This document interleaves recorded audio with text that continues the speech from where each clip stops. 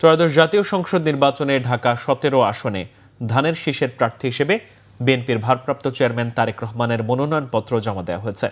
সকালে তারেক রহমানের পক্ষে ঢাকা বিভাগীয় কমিশনার ও রিটার্নিং অফিসারের কার্যালয়ে তার নির্বাচন সমন্বয়ক ও বিএনপি চেয়ারপারসনের উপদেষ্টা আব্দুস সালাম মনোনয়নপত্র জমা দেন। ডাক্তার ফরহাদ হালিম ডোনার সহ তারেক রহমানের নির্বাচন পরিচালনা কমিটির সদস্যরা এই সময় উপস্থিত ছিলেন। ঢাকা ১৭ আসন ছাড়াও বগুড়া ৬ আসন থেকেও নির্বাচন করবেন বিএনপির ভারপ্রাপ্ত চেয়ারম্যান তারেক রহমান।